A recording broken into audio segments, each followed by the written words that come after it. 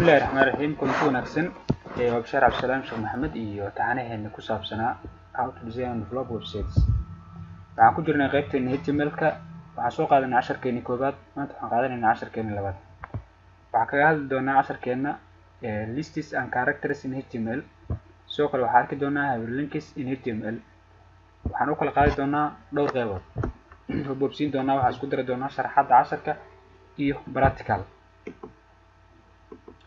hadda ka hormarno lists and characters in HTML listiga waxaa loo kala qaadaa dhowr nooc ama laba nooc nooca ugu soo horeeya waxaa la yiraahdaa unordered list wuxuu sameeyaa unordered list wuxuu soo muujiyaa information oo wato bullet points waxa la yiraahdo sida ka muuqato liiska hoose sidoo kale wuxuu qaataa laba elementi la isticmaalo marka la sameynayo unordered list ka ugu horeeya waa UL u taagan unordered list kan dambana waxaa loo isticmaalaa list items ama LI kaasoo lagu soo muujin doono items kala rabo inay soo muuqdaan waxaan sameynaynaa marka waxaan u sameyn doonaa qaab practical ah aan soo bilaabi doonaa waxaan iska tiri doonaa ugu horreyn waxaan la imaanaynaa HTML tag here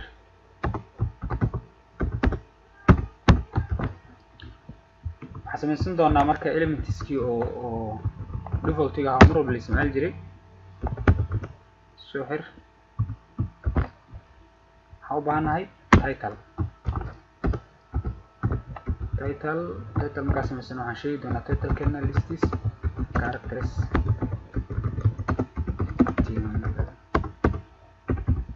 kadib waxaan noo soo xirtaa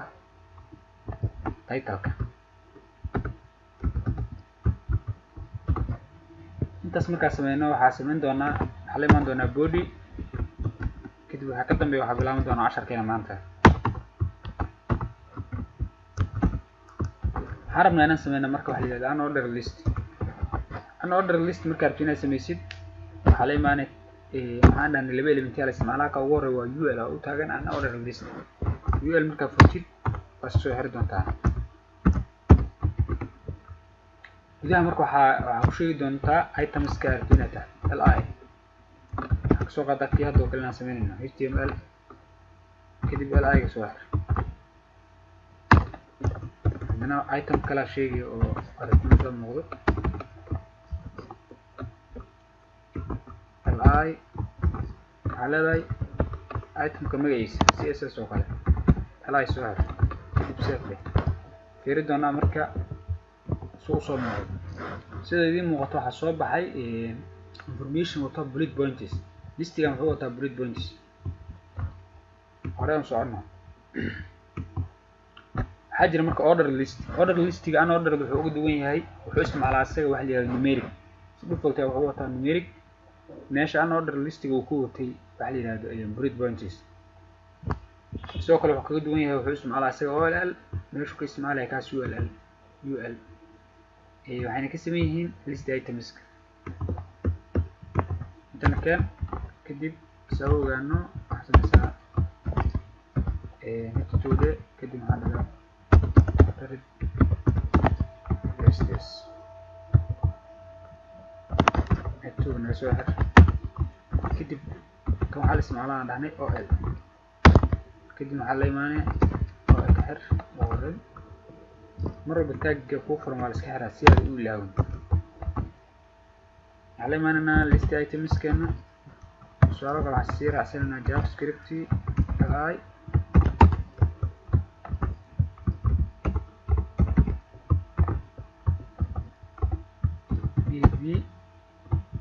كده ولا هنا يسوي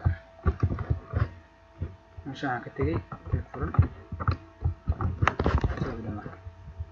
كده ريفرش له وجد على لون استوى دوين كان هو تاع أنا أوردر ليست يا بريس بونش هل كان أوردر ليست أو هو تاع نميري قبل فلتة هو عطى النمبرز نراش أنا حركنا واحد characters وعلامات أم symbols هذا السؤال عشان قاعدين نسأل لصهم علامات copyright websites كسوي صار تمر بفوتر كعم قيب تواصل ولو موجودين على وقت البيج هو تاع علامات ده كوبي أما لو أكون سكر سمينا مركب علامات ده سكر مركب الناس سمينه markaan rabno inaan sameyno tusaalahaan xaquuqda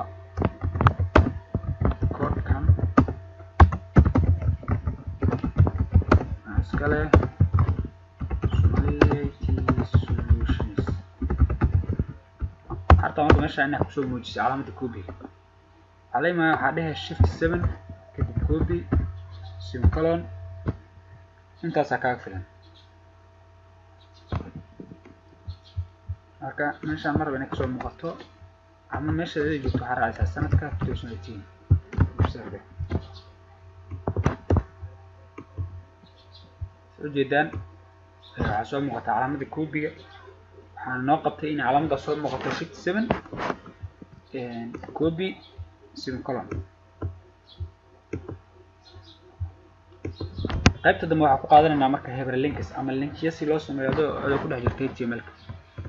link waa ina meel ku xirantay ma la yiraahdo ama anchor tag soo abuuro linki oo document kale ama page kale marka rabtid inaad sameysid marka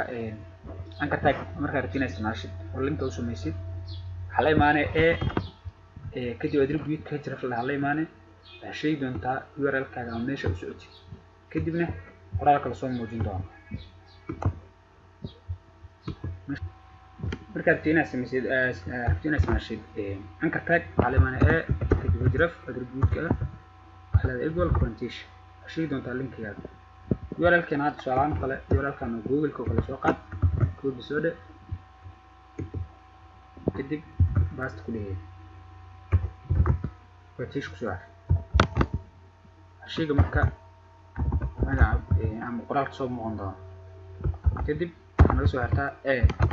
save linkaas kadiya aan refresh waxa soo muuqday Google kaliya dad siiyo wuxuu xiri doonaa linki Google jira saas u shaqeysaa marka tag marka tagga waxa loo isticmaalaa si in lagu abuuro anchor oo ka socdo meesha ka soo cadeynaya sidoo kale href attribute-ka href waxa loo isticmaalaa asagana in loo sheego address-ka meesha u socotay ama page-ka u socotay ama page-ka ku xirmaysa qoraalka marka soo muuqanayo isna wuxuu soo muuqan doonaa qaab hyperlink ah qaab hyperlink waxa laga wadaa qoraalkan kale uu ka duwan yahay oo marka cursor-ka saaro si u jeedid noqon doona si link ama uu sameysnayo inta sida ugu gudubno anchor tag ama linkiga HTML-ka waxay u kala baxaan saddex ugu horeeya waxa la yiraahdaa absolute link waxa waaye link to other websites marka aad website kale ku xiran tahay waxa la isticmaalaa absolute link waa kii hadda sameynayno kale waa ku xirmayna Google destination ada Google ku disho kale ama website ka rabtid leeyahay meesha soo gali doona mar walba waxa la yiraahdaa absolute link ka hadda sameynay way waxa jira relative link marka aad page kale your own page marka aad ku xiran tahay ama page aad abuurto kale marka aad ku xiran website ka dhexdiisa waxa la isticmaalaa relative link marka ina ku xirantid email waxa la isticmaalaa email hyperlink wuxuu sameeyaa marka automatically launch the default mail program configured for the browser default mail program ka browser ka haysto wuxuu qaab automatic ugu soo kicin doonaa hadduu marka browser-ka computer-ka ugu dhugan uu sameeyaan hadduu computer-ka lahayn browser default u ah email-ka message ku soo muuqan doona marka ka ugu absolute link waa sameynay labadan kala fiirinayna relative link iyo email link soo loo sameeyo relative link inay sameysid waxa rabaa marka inaan kaga faa'iideeyo sida meeshan ka muuqato qoraalkan ma kala jabna oo wuxuu ku darmay qoraalka hore marka aad fiirin qoraalka la goysid waxa la isticmaalaa BR and break line tag for BR ونو kala guud doona waxaan sameeynaa marka relative link marka rabtina sameyso waxa leedahay isna href equal quotation asmeyn doonta page ka rabtina ku xiran waxa ku xirmi doona casharka hore oo qaybta hore kusoo qaadanay magaciisa waa intro failka bileysa sheegay extension sara in HTML kadib waa soo xiray casharkii hore casharka koowaad kadib waxaan sameynaa soo xiray soo kalaasna waxaa ku sameynaya break line waxaa la imaanayna haddana email linki email hyperlink markaa sameynaysa isna sidoo kale jira fa ismaale wuxuu uga duwan yahay inta markay imaato waxaa dhahay mail to waa sheegay emailka rabtay in lagu soo bixiyo bc salaan iyo qaada